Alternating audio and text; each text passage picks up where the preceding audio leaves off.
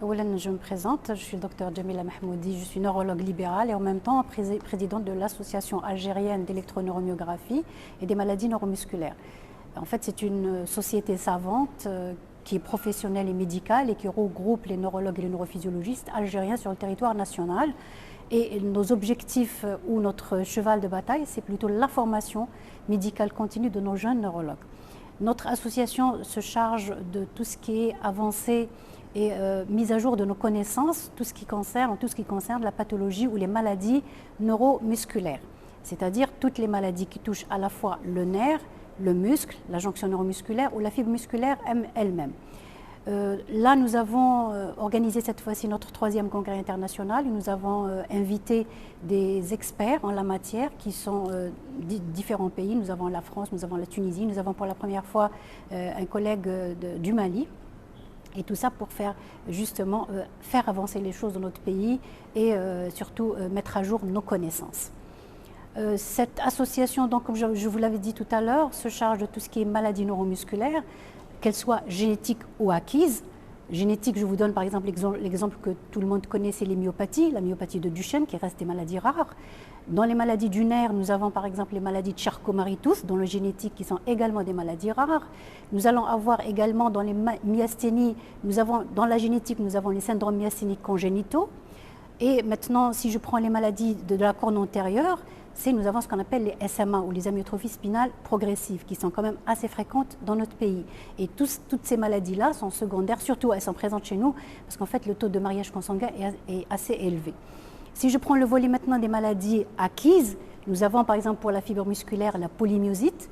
Il suffit de la diagnostiquer précocement pour pouvoir traiter précocement pour éviter bien sûr les contractures, pour éviter tout ce qui est complications. Nous avons également pour la maladie de la jonction neuromusculaire auto-immune, c'est la myasthénie, ce qu'on appelle le wahan al-adali.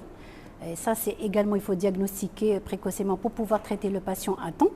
Nous avons pour les maladies, par exemple, du nerf périphérique, l'exemple typique que tout le monde connaît, c'est le syndrome de Guillain-Barré, qui est en fait une paralysie qui s'installe rapidement, qui est franchement cataclysmique pour le patient au départ, mais si on la diagnostique à temps et si on donne le bon traitement à temps, en général, il y a récupération.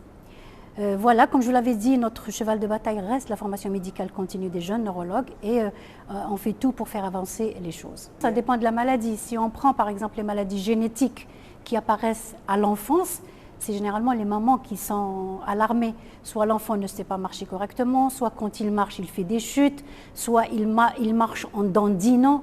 Donc tout ça, c'est des signes, si vous voulez, des prodromes qui avisent en général les mamans. Maintenant, les maladies acquises qui touchent l'adulte, c'est plutôt l'installation relativement brutale.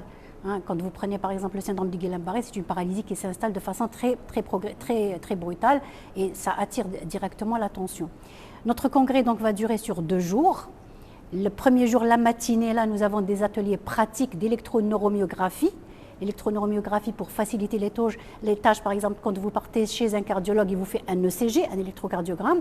Nous, les neurologues et les neurophysiologistes, nous pratiquons ce qu'on appelle un EMG ou un électroneuromyogramme, ENMG, qui teste à la fois le nerf et le muscle.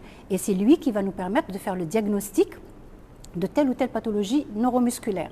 Donc, cette matinée, elle est dédiée aux ateliers pratiques. Nous avons là des sommités internationales et nationales qui connaissent bien la chose. Et là, on est en bien plein formation. Et à partir de 14 h, nous allons commencer notre congrès. Donc, aujourd'hui, l'après-midi, toute l'après-midi, elle est dédiée aux conférences qui sont animées par des étrangers et nos orateurs algériens, que je remercie de toute façon vivement d'avoir répondu positivement à mon invitation. Et demain également, nous avons toute la journée pour parler de ces maladies.